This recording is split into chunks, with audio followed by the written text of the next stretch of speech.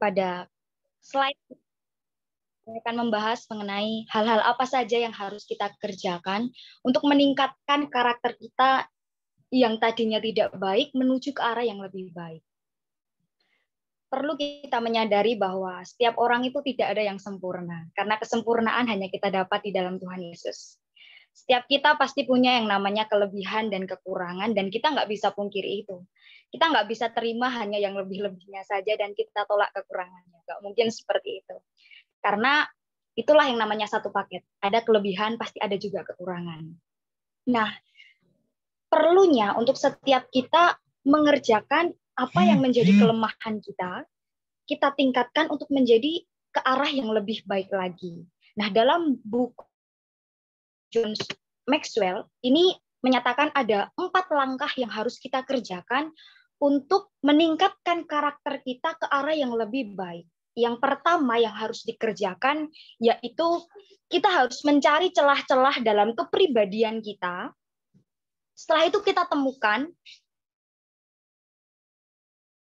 dan setelah kita temukan, kita meluangkan waktu untuk melihat area terbesar celah dalam hidup kita. Misal celah dalam pekerjaan, celah dalam pernikahan, celah dalam keluarga, dan celah dalam pelayanan. Nah, pada poin ini ada contoh kisah di Alkitab dalam 2 Samuel pasal 12. Di situ menceritakan mengenai Nabi Nathan yang memperingatkan Daud pada saat Daud melakukan kesalahan, yaitu mengingini Batseba, istri dari Uria, dan pada akhirnya Daud membunuh Uria dan berzinah dengan Batseba. Lalu Nabi Nathan memperingatkan Daud sehingga Daud menyesali perbuatannya. Dalam hal ini, Nabi Daud menemukan celah dalam dirinya bahwa dia berdosa, dia melakukan kesalahan, sehingga dia menyadari. Banyak kita temukan dalam kehidupan sehari-hari ketika kita mungkin menegur orang yang sedang melakukan kesalahan, kita menemukan orang-orang yang mereka nggak justru sadar dengan kesalahannya, malah mereka merasa bahwa ya dia benar. Sehingga dalam buku ini saya terberkati secara pribadi bahwa perlunya kita menyadari celah dalam hidup kita. Tidak selamanya keputusan yang kita ambil, tidak selamanya hal-hal yang kita pilih itu selalu benar. Ada saatnya di mana hal-hal itu menjadi satu kekurangan dalam diri kita dan perlu kita perbaiki.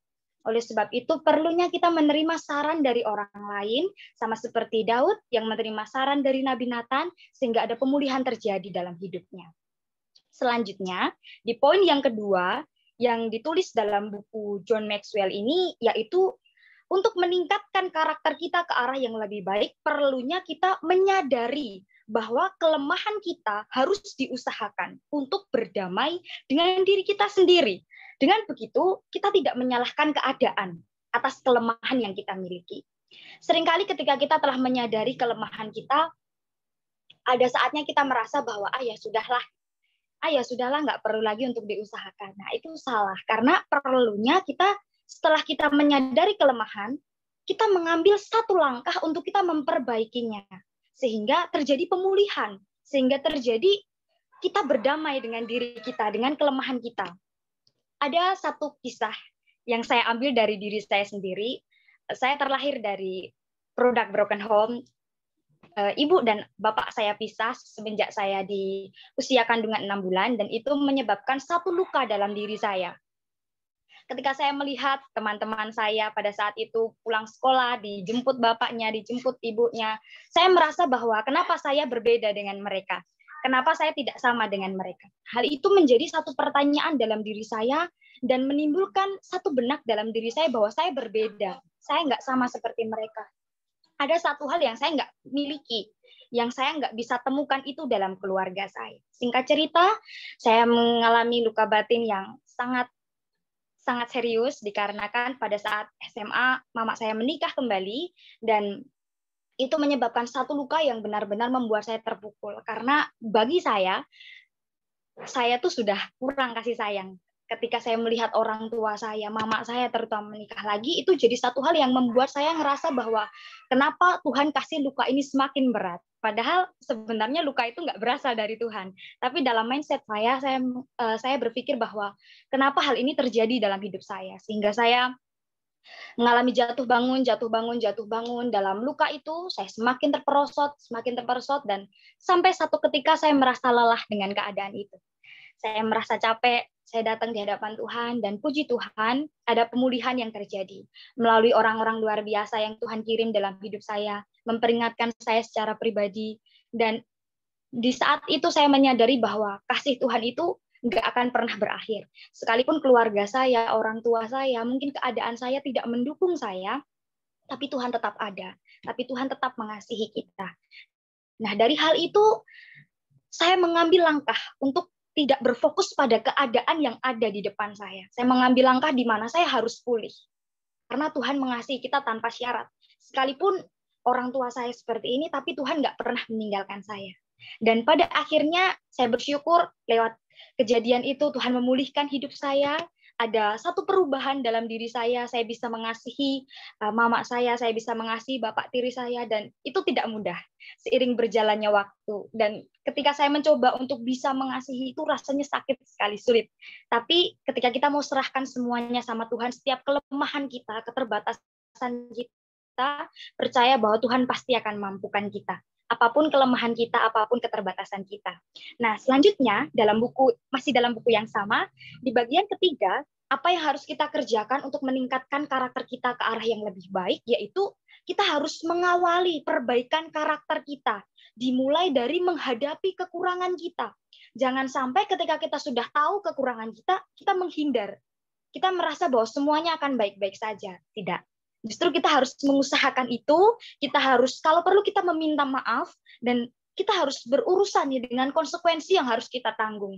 Karena setiap hal yang kita kerjakan, setiap keputusan-keputusan yang kita pilih, selalu ada konsekuensi.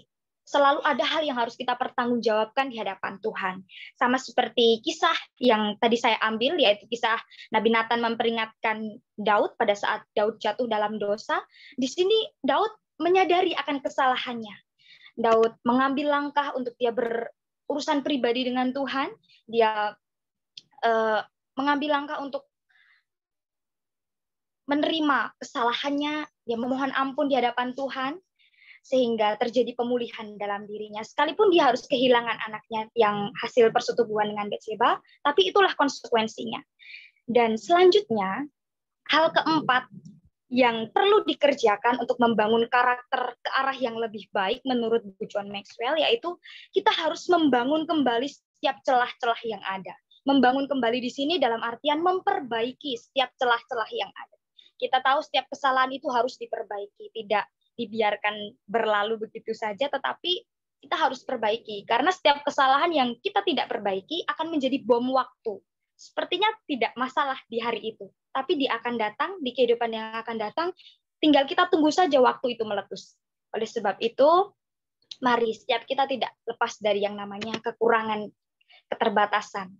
Perlunya kita menyadari, perlunya kita menjadikan hidup kita ke arah yang lebih baik lagi. Dan dalam penerapan kehidupan sehari-hari diperlukan yang namanya perubahan tingkah laku. Kenapa demikian? Karena ada bidang-bidang tertentu yang kita nggak bisa selesaikan dengan kekuatan kita. Perlunya kita mohon anugerah Tuhan, mohon campur tangan Tuhan untuk menolong setiap kita dalam kelemahan kita. Ingat, dalam setiap kekurangan kita, keterbatasan kita, kuasa Tuhan dinyatakan secara sempurna. Nah, Bapak, Ibu, Saudara yang terkasih di dalam Tuhan Yesus, jangan sampai kita mengambil kita. Karena kita ambil di kehidupan masa lalu, itu akan menjadi satu bayangan yang tidak baik di kehidupan yang akan datang. Akan menjadi satu bayang-bayang yang membuat kita tak bisa berdamai dengan hidup kita. Akan menjadi satu kesalahan yang akan terus-menerus menjadi satu hal yang iblis pakai itu untuk mungkin melemahkan iman kita, mungkin melemahkan pelayanan kita, merasa bahwa diri kita tidak layak. Karena hidup kita masih belum bisa melepaskan diri dari bayangan masa lalu. Oleh sebab itu, jangan sampai ambil tindakan pintas. Ambil jalan di mana kita harus benar-benar memakai posisi kita, menggunakan hidup kita untuk kita sesuai dengan arahan yang ada dalam firman Tuhan. Karena hidup kita harus sesuai dengan firman Tuhan. Nah, selanjutnya, hal yang harus dikerjakan dalam hidup kita, kita harus menemukan nih, jalan keluar. Apa yang harus kita ambil? kita tempuh jalan keluar yang ada, jangan ambil jalan pintas, supaya karakter kita ini bisa diperbaikinya secara maksimal, tidak setengah-setengah. Karena ketika setengah-setengah, kita merasa bahwa diri kita sudah pulih, padahal sebenarnya belum pulih. Tapi ketika kita merasa diri kita seolah-olah sudah pulih, yang ada pemulihan kita tidak terjadi secara maksimal. Pemulihan kita hanya terjadi mungkin setengah, mungkin seperempat, mungkin 3/4. Jadi kita harus benar-benar memposisikan diri kita. Mari ambil jalan, jangan sampai jalan pintas yang diambil. Kita ambil langkah-langkah yang sesuai dengan firman Tuhan, sehingga baik di kehidupan masa lalu, di kehidupan sekarang, dan di kehidupan masa depan, hidup kita benar-benar bisa sesuai dan tidak ada hal yang terjadi di kehidupan masa depan nanti yang berkaitan dengan bayangan masa lalu. Demikian yang bisa saya sampaikan. Selanjutnya saya serahkan kepada Kak Juti.